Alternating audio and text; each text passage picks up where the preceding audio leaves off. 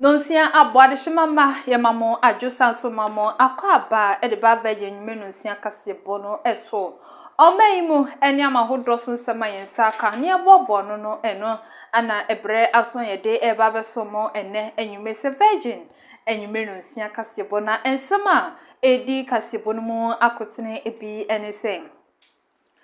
ejebo eja enya ababedru omanga na yate asemdene ni nyina da ene se eye coronavirus eho vaccine na ye bompa ya se enkebeba abedru no ewrade adome na no peya ye da sori ya ababedru ewo eye kutoka ewie muhyenjina bia amampenfo akoji edru no na wo coronavirus ho edru ya ye hwe anima se ye bompa ya se babedru ya namso ama Virgin TV yetu ye hu grumontin so ko bisa Ghana for se aso edru no ababedru na empo se ye deba bewo obi a obeje atoma na se de Ghana for binumu eche wono adwen edefa edru no ho no so ye de bebremo enne enwumren Ghana mampanyin na dodan kwakufu ado aye nhyemude kese pa ama eye Council of State a wapa wono no waye nhyemude kese pa ama sese aye kese de yade a empanifo nyina da aswe akantama kese se eyade a position na yede ama wo no omu bedi nokre na wadi wonjuma se na efata na osofo no so ehwe ehyen ho ensemsoso ewo manga na emu akopiemu ewo mashibje fie mampanifo atoto na no ede afa ensemsema ehuna okopiemu ohonum no kada ensemsem yeyi ekopiemu ohonum na nanu yiye se de ode mampanifo ewo mashibje fie so yedi mu be enchemu be kyeremo eye ene enwumren Emma ni ma eda na mema so ni mema eda mechire gay ni lesbian semsema ama ne homo so ewo manga na mbese na nsan entamo enino enam so ama Christian Council for ede ababetu edwese sankrofo a wonmo ede won ho ahye eye gay en lesbian semsem no eyade se wonmo ehia eye empaibo pa wo kira eye yade pa ana adokro wonmo enigidie ensemu ensuno Mr. Drew yakase enwuma ono so yade a wadimu akotinye papa obonyum ye papa ewo oman Ghana emuno wakasa kyeremu se ekame se eye Ghana anyomtofo wo hanum se wono mudwumadi a wodi no abafom ye papa ni nyina da eye coronavirus a ebepie ye ewo oman Ghana muno enti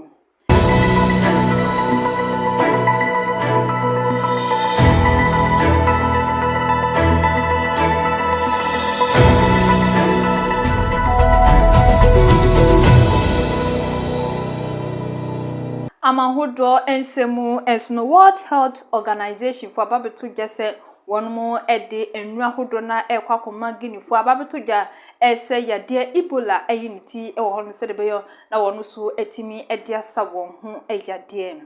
ensem no afoforo bi eka ho ane aboabo no ene enwumre de ba beso mo ese virgin enwume no nsia kasebo na hye no se eye Salsa Preparatory School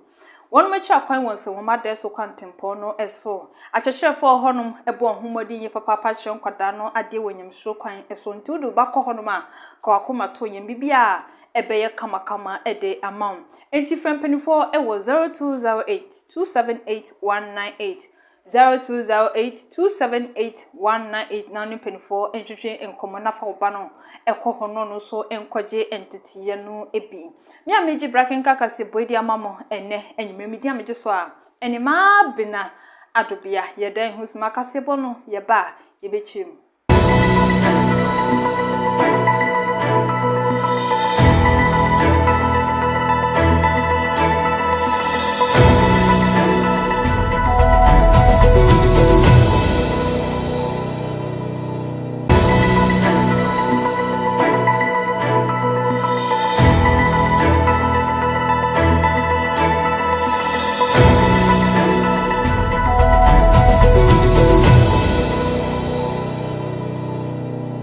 Abusia kwaya ya ba sanso mamo akwaba biem ediba virgin nwumenu nsia kasebo no eso ye hye ase na ya pensen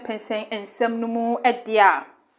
Enche bia na Ghana mampanyin na Nado Dankwa Akufo-Addo ekasa yede kire Ghana fo ne mpanyin to so aduonu miensa esese de yade kodie coronavirus asanso ama no homre so ewo oman Ghana emu no yade a woni mpanifo ekeka wonti abom se de beyo na edura hodo no betimi aboatu yade no ase no wonomo akraba bepiemu ewo oman Ghana emu na empo adehia babeto dwase wonomo enya yade no ebi no wetimi edi asesa won ho yade na empo yetimi etu yade no ase edi efree oman Ghana emu na ene anopeye yekoda esori ye yate asem denden ni nyina da ene se oman Ghana vaccine ahodo na se coronavirus edura ye hwe nimu na ye bompa se beba beduru no ejebo enya aba abeduru ewo kotoka wiemu gina bia ya chese nru ni nyina da eye 600 da ye hwe nimu ese ye mpenfo be hyase acheche ede ama Ghana fo na impode asesa won ho yade ede efri coronavirus yade no ehun na sene ekoso ene sene mpenfo ko hia ye wabra na eduro no eba ewo kotoka wiem gina bia no yenkonkohwe bi emra sisiye interest to opt to get vaccinated because Abdul, the law does not mandate or compel anybody to be vaccinated against their will. So That's people right. have to be willing to take the vaccine. And that is what the officials are counting on in the next few days to build up that professional, competence, so that people will have trust in the vaccine and then.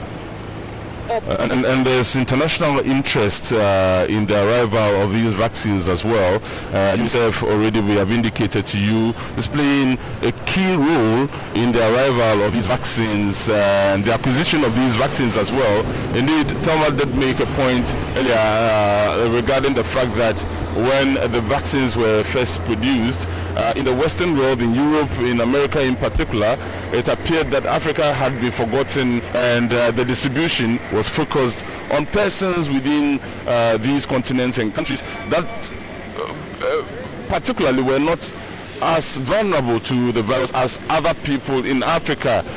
were, but agencies such as UNICEF came in and have ensured that there is equitable distribution of the vaccines so far. I understand that subsequently the president will be the first gentleman, of course, that is to be expected, the first gentleman to receive the vaccine. I think the information is to start from the 37 military hospital, barring any hitches, and then they're expected to be transported possibly to other health centers to give greater access to our priority at the moment. And the first point of our vaccination plan is to get our frontliners safe and protected. So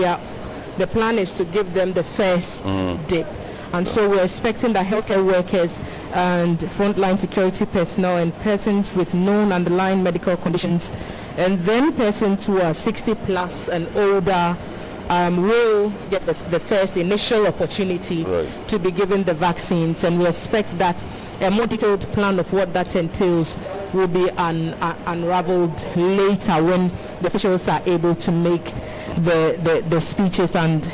make that information available to us. Yes, the rollout plan in Ghana is a milestone for the initiative that is trying to narrow a politically sensitive gap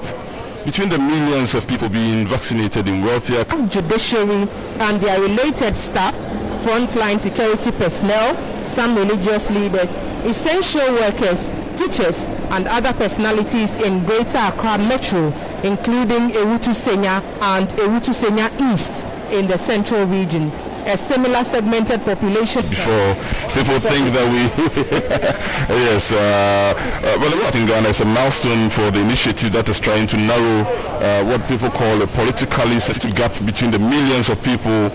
being vaccinated in wealthier countries and comparatively few who have received the shots in less developed parts of the world, and whilst others have received many more vaccines. We are now receiving our very first tranche of about 600,000. And remember, our population is estimated to be about 31 million at the moment. So 600,000 is, I think it's exciting news. It's just like a drop in the ocean for now, and what it then means is that we must, there's still a long way to go. We shouldn't throw caution to the wind, and we must continue to observe all the safety protocols we have so much become used to in the last couple of months. It's almost a year now. We got our first case, I believe, in March. That was on the 12th of March, where 2 cases were imported. Indeed, for a long time, all the recorded cases in Ghana were imported cases until we began to see some form of community spread, and it has gotten worse ever since. As we said at the very beginning, throughout from March, vaccines so that they can deal with their new strain. The vaccines are being loaded, yes, and we can see that on our screen. Very historic things you're seeing here, Abdul. The end in sight in our COVID fight. Of course, but again, we keep cautioning Ghanaians that this does not mean that we lower our guards. We are out of the woods, not yet, and even for those who will be privileged to be among the first to receive the vaccines, it does not guarantee you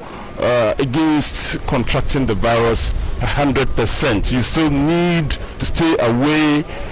from all the issues that can lead to a contraction of the virus, and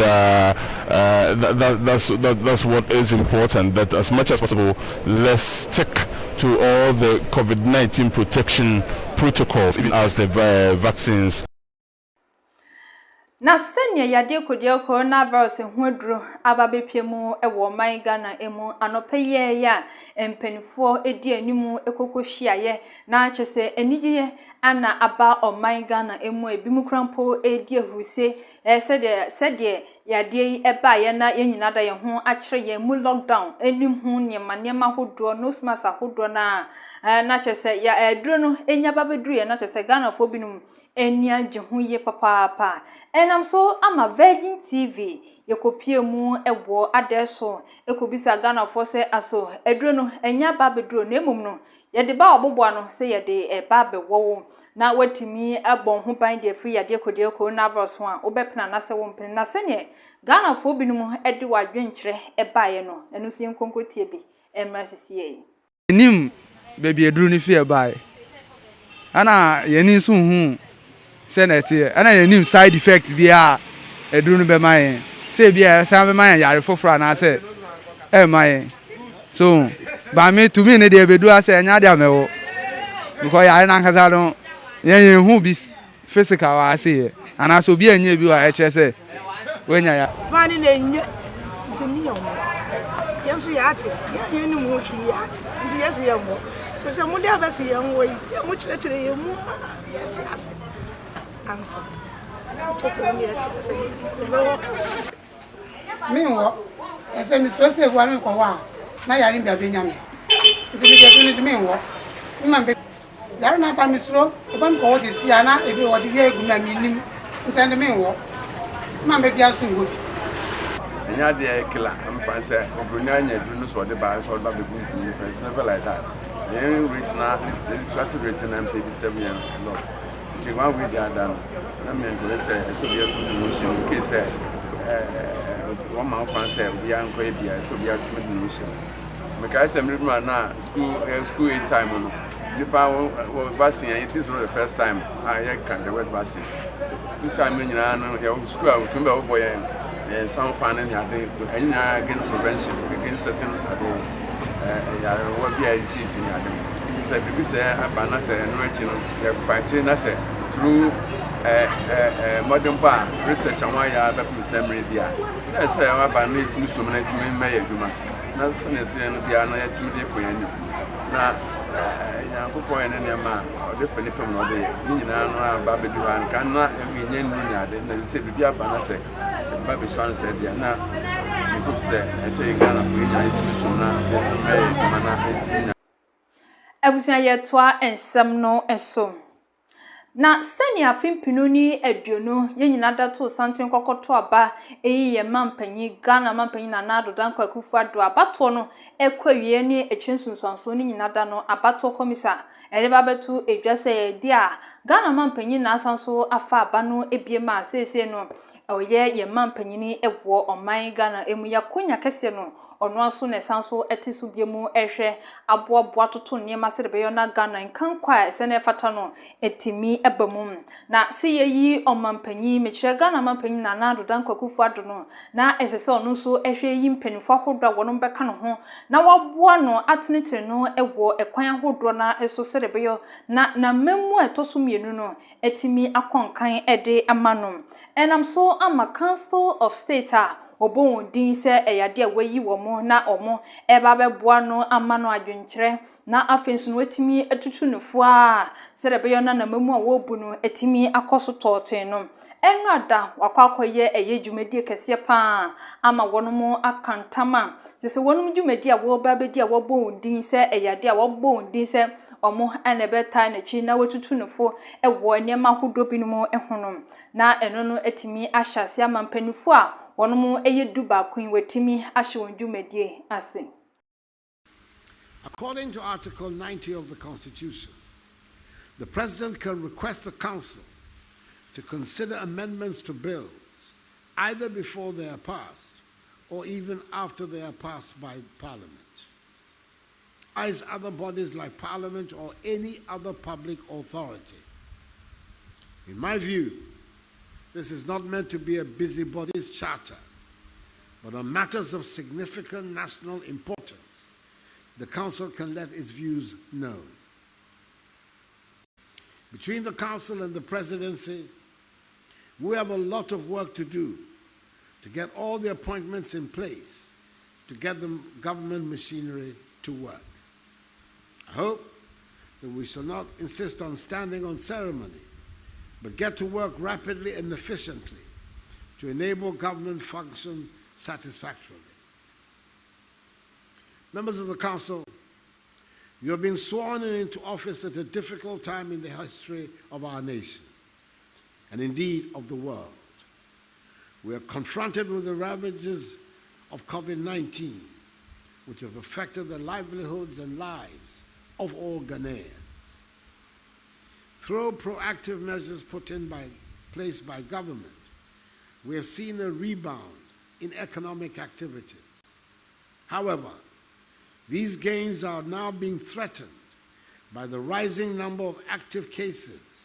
in the so-called second wave that is sweeping the world. Winning the fight against the pandemic remains a collective duty and responsibility, so I appeal to you to help in this endeavor. We still have challenges of the phenomenon of illegal mining, popularly referred to as galamsey, corruption in public life, and we need to enhance the efficiency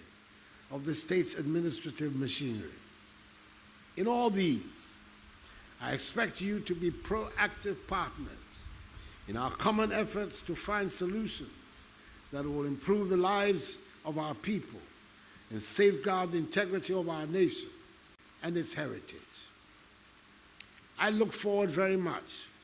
to working with a council that will continue to offer me honest advice based on unvarnished truth.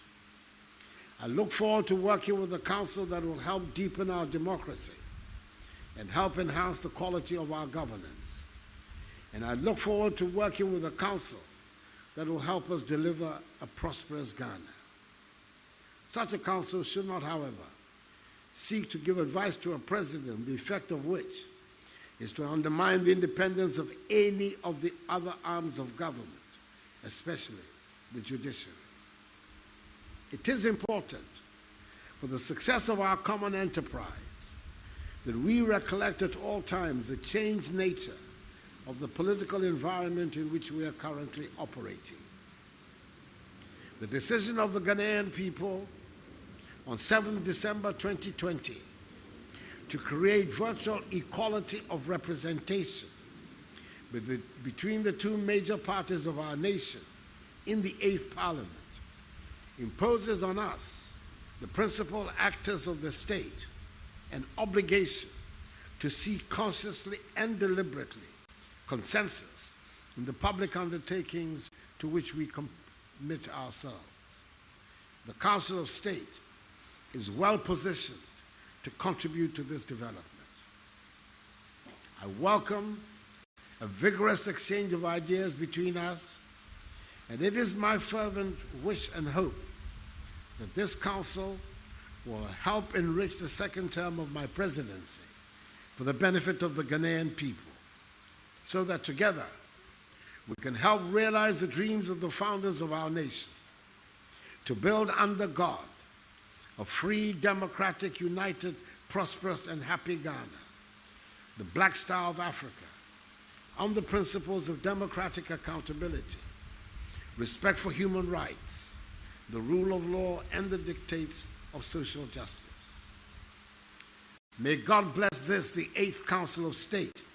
and us all. Yetwa ensem no eso na osofo hwehwen ehun semsem so ewo oman Ghana emum eyade a wakokopemu ewo emrashibjefie meche committee ayapo mo se wono enhwe na wontoto empenifo nyina da ano na empo asofo dibra yede ama omo no wono etimi ababeto aso na mpo se wono asansofo dibra ebiemu na wahwe ato niema ama oman no so enkan kwa esene fasa no etimi abamu na wo abra onimonyamfo kwaku ofori esiama ono anaye oswafo hwe yehyen ahodo na eso wono ebisebisa no nsema ahodo na ede afa okada ho semsema ema ne home so ewo man Ghana mu afimpiru eni adonu ye kwakoto aba no ekame ese NDC amanyuko no ede babetu edwase yade a se Ghana fo eto oba ede ma wono ma wono eba bema obeboa ama okada ejuma eye emrantie binumu eyo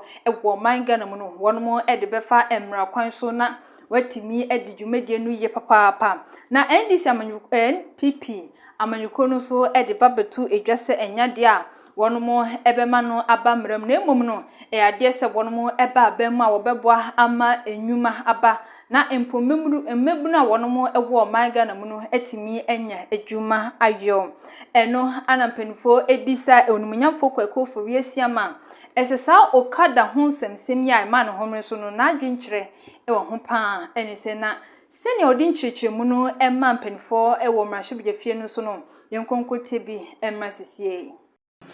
Okada was a very debatable topic before the last elections, to legalize or not to legalize. You indicated that at the time the debate was taking place, you were already in talks with stakeholders to legalize Okada. The news reports suggested so. The Vice President said a different thing to contradict what you were reported to have said. The NDC at the time thought it was about time that we legalized Okada. What will be your approach to this issue of legalizing Okada if you are confirmed by this committee? Will you lead a campaign to legalize it or not? Thank you very much, Mr. Chairman. Mr. Chairman, I think that I never said anywhere that you were leading stakeholder consultation to legalize Okada. That's not what I said. I said that you were doing stakeholder consultation to come to a determination whether we are going to legalize Okada or not. That was the statement that I made. And the Vice President made a categorical statement that as a party and the conditions pertaining today, it will not be possible for us to legalize Okada.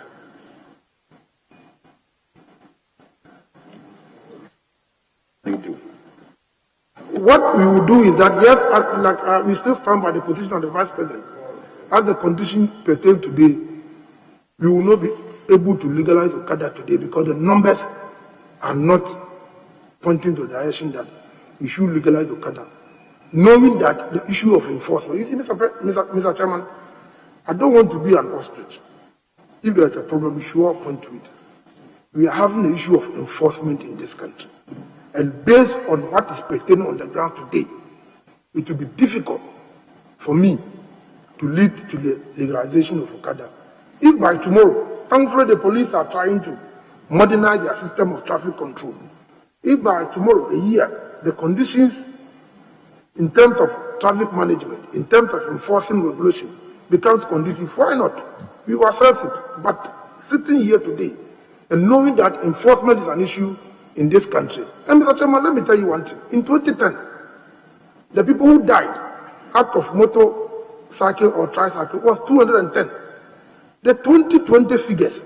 out of 2,500 people who died from road accidents, 1,050 is as a result of motorcycle. Mr. President,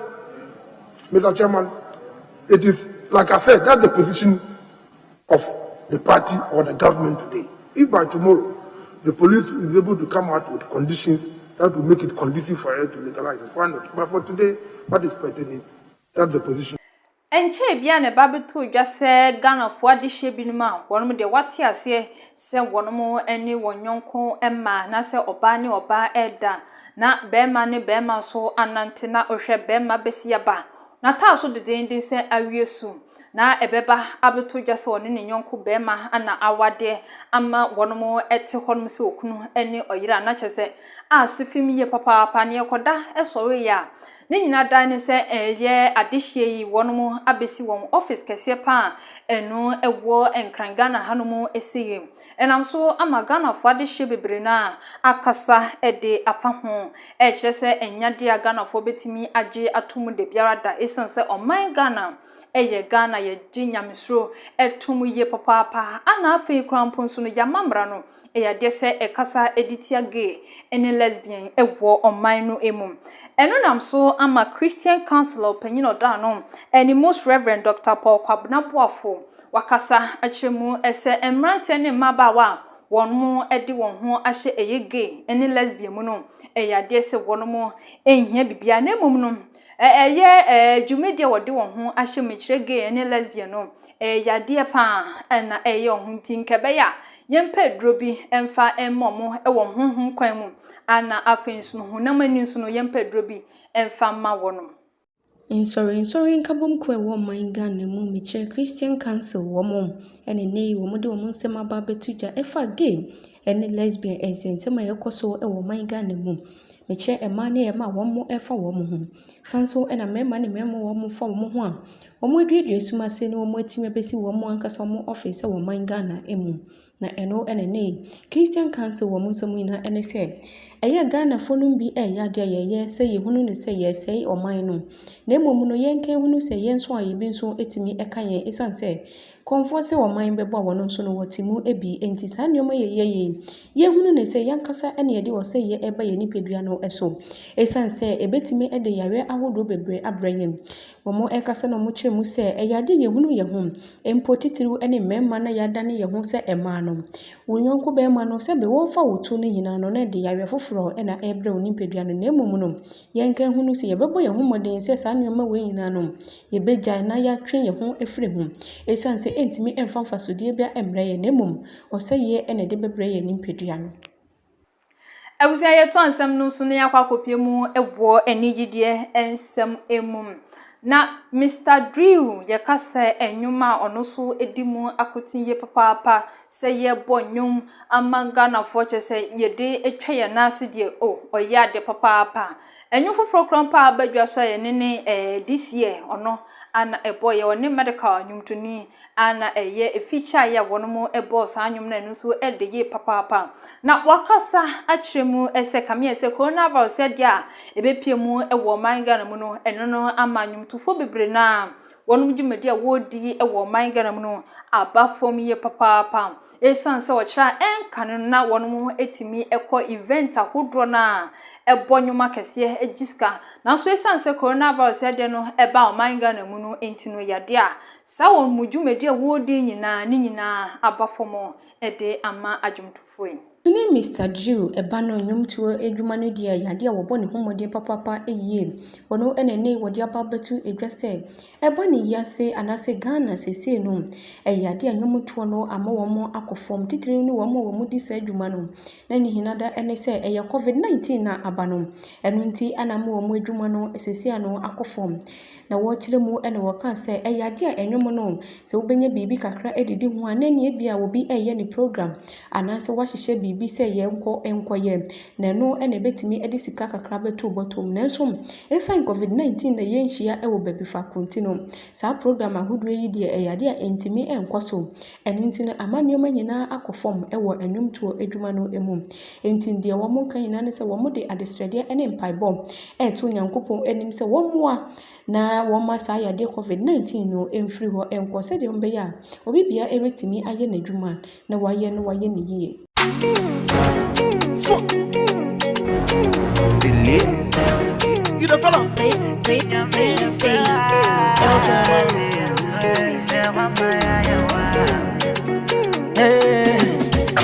Me di me nia too sweet yeah. Irradiate me mumwe, sa me sufrewa, mami drete. Mami drete, sa me frewa bro. Yeah me frewa bro. Fi se wa my wa, se wa my wa. This year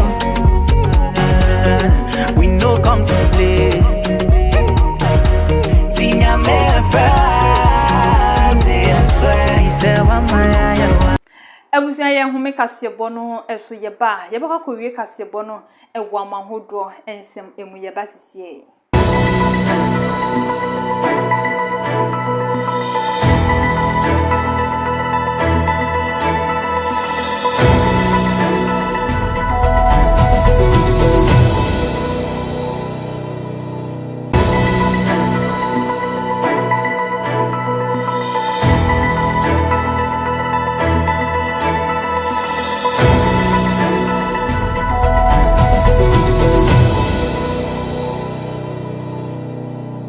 Adishima ma yakoya ya ba sanso mamo akwa babiem edeba virgin numenu nsia kasebo eso ye kwako wi kasebo no egwa mahodo ensem emmum na gini manu emu eba beto dwase yade Ebola eyiniti ohom no nam sokrampo adihye binumu afamu ahwe wonom enkwan yaya enu ne nam so ama World Health Organization miche ewiasin kubatan ya wonom ehwa pomde ho ensem so edi ababetu edwase yade a wonom ebetimi abom mu ye papapa edi efri eyegini manu emum wa kyerese eyade a wonom edi Ebola ehu edura ne dodo be 1100 and 500,000 edi akwakoma eyegini manu se de beyona Ebola yade ayiniti ewo honum ama adihye binumu enye bia sese wonom egwa ya sabia eje yehwe no wonom so betimi asa won ho eyade Enche ye bia ene babeto edwase yade Ebola na emfie biechi ebaye no asan apagya ne mu ewo man bi eso na eno ena ekubatan a wo mo ehwe yapomode ho ensem so eba ne wiase afana nyina wo mo de babeto edwase eyade wo mo behwe na saade wo mo enya no eduro ampaniampa ene ababeto edwase World Health Organization womo enyedura womo betimi ediesi Ebola no ano ekwan na enu yi ono akwakopie mu ewo Guinea man no emu eho ena eduru no akwakoduru se yenchase ne yemfansa Ebola yade no se de beya yede bekwa amaya hodo so ne yede akwakosa womo yade ewie ebusuan we su na yegyina na kasebo ebobo no de babaso mu ene enyume se virgin enyume no nsia kasebo no aha na eduni nyina da esie na ansa ne beko no ho miehwe ne beto dwa ne bi ansen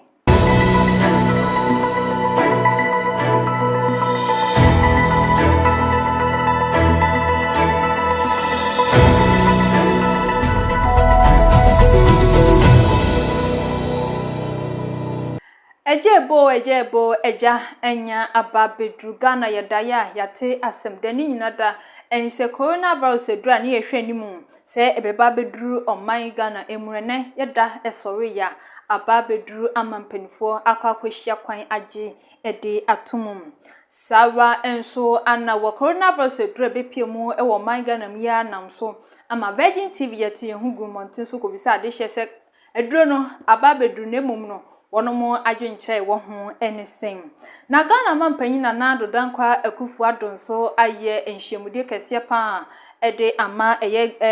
Council of State awo pa wo no eyade se wahwe ama wonomo akantam edi sese adwuma wonomo eba abeyo no obetimi ahyase ayo na okada ho semsem a eba beto dwa ewo man Ghana mu no enam so ama sofo hwe hyen ho semsem so ewo oman Ghana mu akasa achiremu ese enyade a legalization na pose ye hwa ama na ba mramu no ono de obeji atomum na Most Reverend Dr. Paul Kwabena Boafo so akasa chiremu se adihye bima wonomo eye gay ne lesbian ewo oman Ghana mu no wonomo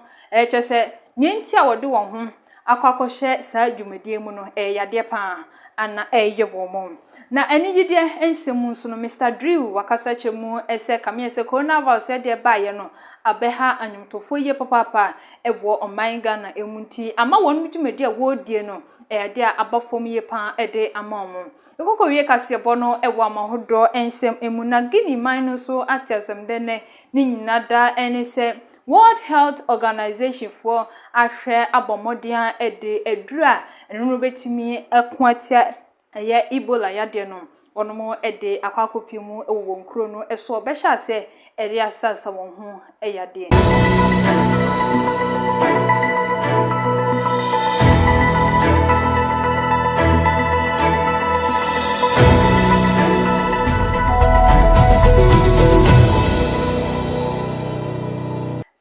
Ebuzian kasebo no esi national se eye Salsa Spiritual School wono ene adwumaku a wobo ye chidom amietumi ekenkan kasebo yi ede emamo enne enwumre mi ameje bre ekenkan ye ede emam media meje so a ene ma bina adobia ye mamu nyina mo no hwani ti a enya ado